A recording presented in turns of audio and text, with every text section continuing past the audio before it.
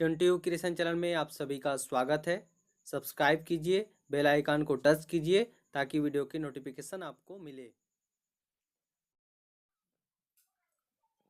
नमस्कार शिक्षक साथियों, आज हम चर्चा करेंगे विषय 502 पर। जी हाँ, तो देखिए आपका पहला सवाल, आधुनिक कक्षा के लिए शिक्षण की कोई 3 उपागम कौन कौन सी हैं ये आपको बताना है। तो पहला है व्यवहारगत परिवर्तन और दूसरा है व्यवहारगत परिवर्तन के अंतर्गत आता है संक्रिय अनुकूल, बीएफ स्किनर 1938-40।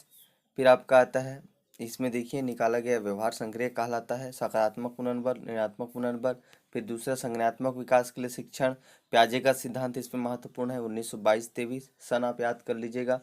फिर आपका देखिए प्याजे ने क्या यहाँ पर 4 अवस्थाओं के बारे में जिक्र किया है। संवेदी पेशी अवस्था जन्म के 2 वर्ष, पूर्व संक्रिय अवस्था 2 से 7 वर्ष, मूर्त संक्रियता अवस्था 7 से 11 वर्ष, अमूर्त संक्रियात्मक अवस्था 11 से 18 वर्ष। अनुभव निर्माण के लिए शिक्षा यहाँ इसमें देखिए। फिर आपका आता है एक अध्यापक के नाते अपने विद्यार्थियों के ज्ञान संरचना में आपकी क्या भूमिका है। तो बिना आदेश दे उन्हें नई अवधारणाओं को सिखाने में मदद करना, कक्षा में प्रत्येक विद्यार्थी के पूर्व अनुभव के प्रति संवेदनशीलता, विद्यार्थी को वास्तविक सांसारिक कार्य करने के लिए देना, नजदीकी वातावरण से जितना संभव हो सके विषय वस्तु व अनुभव प्रदान करना। फिर यहाँ पर देखिए अधिगम की परिभाषा।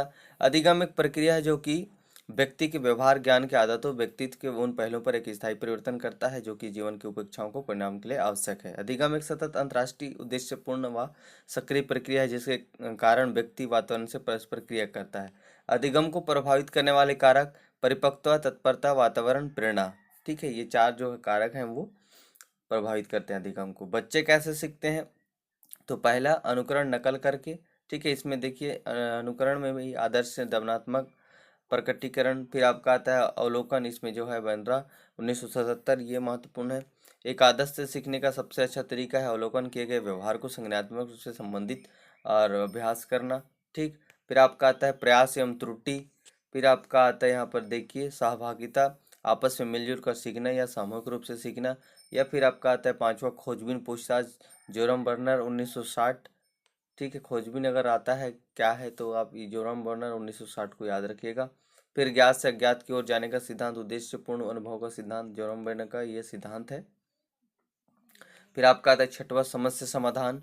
समस्या की पहचान करना, परिभाषित करना, समस्या का विश्लेषण करना, परिकल्पना का निर्माण करना, परिकल्पना की जांच करना और परिणाम का सत्यापन करना। अर्थपूर्ण अधिगम, विभिन्न शिक्षण अधिगम से शिक्षण करना विस्तृत रूप से। ठीक, फिर आपका आता है चौथा सवाल, शिक्षक के रूप में अर्थपूर्ण अधिगम को बढ़ावा प्रदान करने के लिए भूमिका को लिखिए। तो पहला कक्ष किसी अधिगम क्रियाकलाप की शुरुआत करने से पहले आपको प्रत्येक बच्चे क्रियाकलाप से संबंधित पूर्व ज्ञान जानकारी होनी चाहिए। ठीक है, तो यहाँ पर देखिए आप जो हमारे चैनल पर जो प्लेलिस्ट विषय 502 में है वो शुरू से लेकर अंतिम तक देखेंगे, तभी आपको समझ आएगा कि वाकई में जो हम बता रहे हैं वो प्रश्न आ रहे हैं कि नहीं। आप एक वीडियो देखकर जो है कि नहीं आया सब बोलने से बहुत सारे शिक्षक साथी निराश होकर कमेंट किए थे कि नहीं फंसा ऐसा करके। तो आप एक वीडियो देखेंगे तो नहीं होगा, आप शुरू से लेकर अंतिम तक पहला यूनिट से लेकर जो है पूरे यूनिट मैंने कहना चाहिए देखेंगे, तभी आपको समझ आएगा कि वाकई में पूछा गया कि नहीं। ठीक है, तो ये आप इसे पीडीएफ में डाउनलोड कर सकते हैं। क्रियाकलाप आधारित उपागम के लाभ लिखिए। फिर आपका आता है विषय 504 से 502 इकाई 4 सहकारी अधिगम क्या है, विशेषता लिखिए। यह है कि विशेष छोटा समूह उपागम है जिसमें प्रजातांत्रिक प्रक्रिया, व्यक्तिगत जिम्मेदारी, समान अवसर व सामूहिक परिस्थिति निहित है। ठीक है, और यहाँ पर हम जो आंसर बता रहे हैं वो केवल एक पॉइंट के आधार पर बता रहे हैं, उस पॉइंट को आप याद रखिए, उसके आधार पर आप लिख सकते हैं। अगर आप पूरा डिटेल में याद करना चाहते हैं तो आप एनआईएस में जो बुक उपलब्ध है उसमें से आप देख सकते हैं। ठीक है, तो विशेषताएं हम निम्नलिखित है यहाँ पर देखिए। शैक्षणिक सामग्री को सिद्धांत होने के लिए विद्यार्थी समूह में कार्य करते हैं। समूह उच्च औसत और निम्न उपलब्धि वाले विद्यार्थियों को मिल बनाते हैं। जहाँ तक संभव हो समूह में विभिन्न जातीय, लिंग और सांस्कृतिक पृष्ठभूमि वाले विद्यार्थी का समावेश होती है। फिर आपका आता है सहयोगात्मक अधिगम को उचित उदाहरण के द्वारा परिभाषित कीजिए। फिर विद्यार्थी केंद्रित उपागम क्या है, कंठस्थीकरण को एक क्रियाकलाप क्यों नहीं समझा जाता। फिर आपका आता है यहाँ पर देखिए छोटे छोटे सवाल, बालक पर अनुशासनहीनता का सर्वप्रथम प्रभाव पड़ता है। तो पड़ोस तथा वातावरण का शिक्षार्थी केंद्रित को अपनाने के लिए हमें विद्यार्थी के किन पहलुओं को समझने की आवश्यकता है।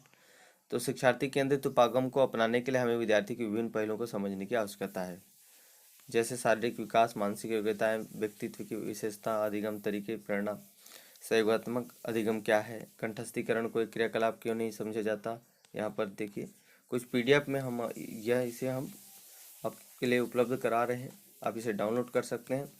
और 502 के जो प्ले लिस्ट में है वो पूरे वीडियो देखिए, ध्यान से देखिए, पीडीएफ में डाउनलोड कीजिए और तैयारी कीजिए। बहुत सारे शिक्षक साथियों ने कमेंट किए हैं कि बहुत अच्छा पेपर गया, और बहुत सारे शिक्षक साथियों ने कमेंट किए हैं कि पेपर बहुत अच्छा नहीं गया। तो चिंता करने की कोई बात नहीं है, अभी भी 2 सब्जेक्ट बाकी है, आप इसमें अच्छा से तैयारी कर सकते हैं। वीडियो को देखने के लिए बहुत बहुत धन्यवाद, शुक्रिया।